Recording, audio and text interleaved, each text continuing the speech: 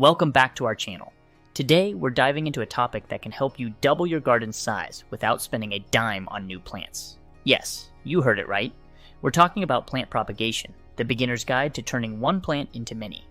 Whether you're new to gardening or a seasoned pro, propagation is a fantastic way to expand your garden, share plants with friends, and save money. So grab your gardening gloves and let's get started on this exciting journey. Plant propagation is simply the process of creating new plants from existing ones. It's a natural and rewarding way to grow your garden. There are two main types of propagation, sexual and asexual.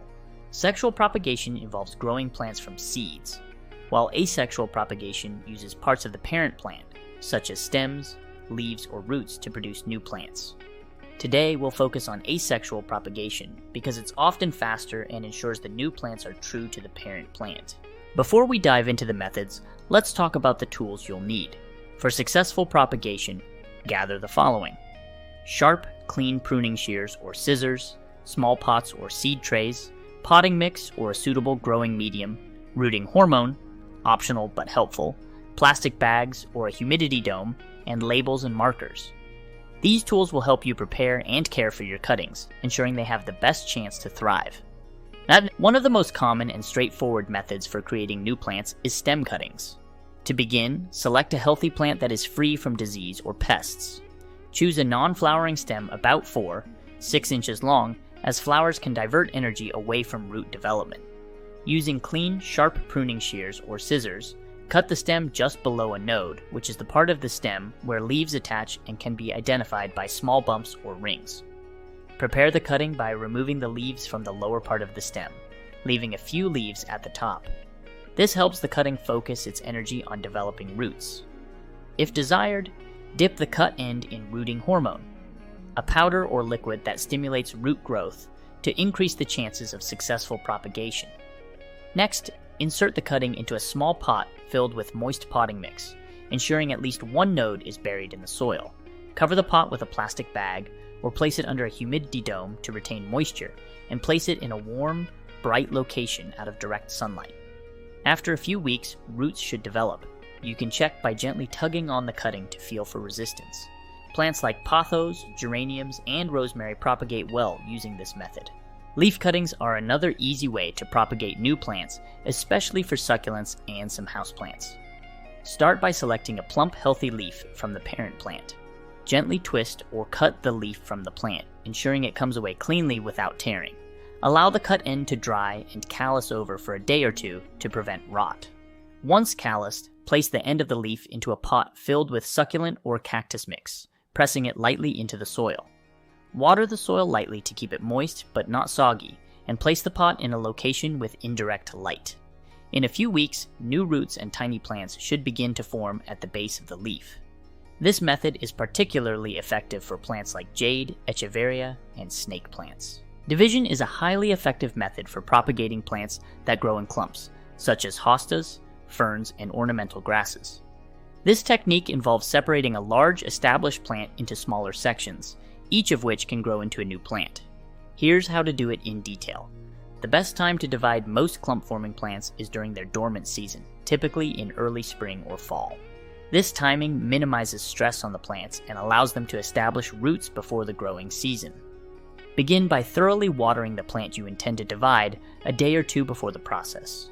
This makes the soil easier to work with and reduces stress on the plant. Carefully dig up the entire plant clump from the ground or remove it from its pot. Use a garden fork or spade to gently lift the plant, being careful not to damage the roots. Once you have the plant out of the ground, gently shake off excess soil to expose the root system. Using your hands or a clean, sharp knife, carefully tease apart the root ball into smaller sections.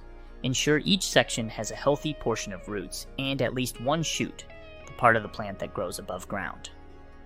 This step is crucial because the new plant sections need both roots and shoots to survive and thrive.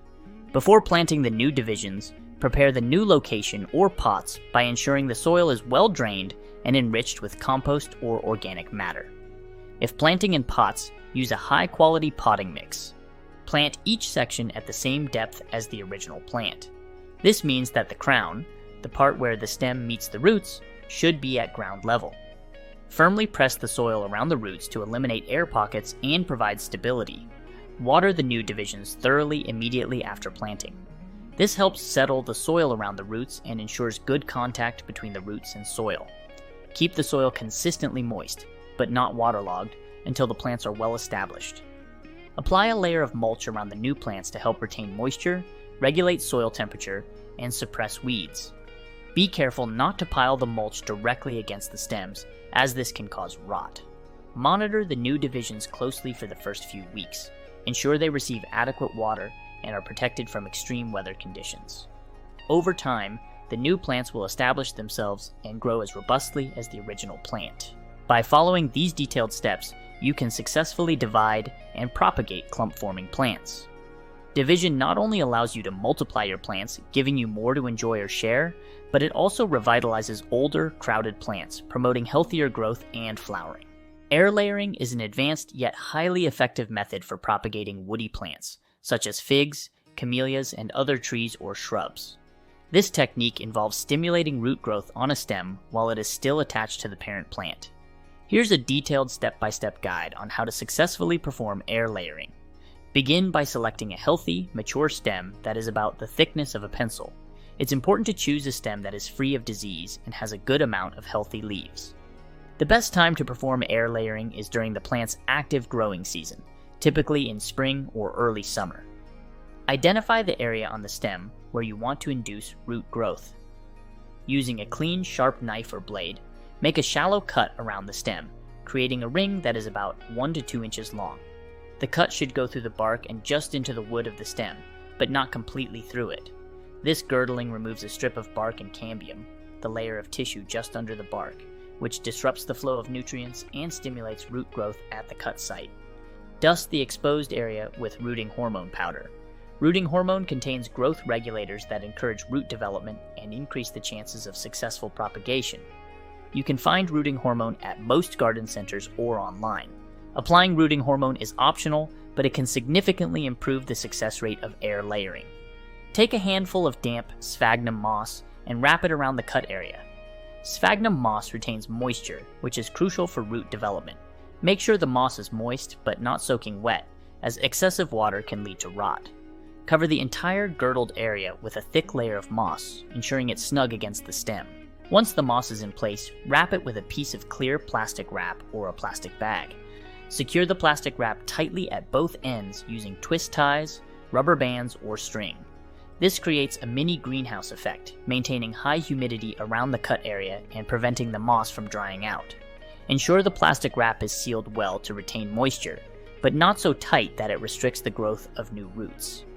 Over the next few weeks to months, check the air layering periodically to ensure the moss remains damp.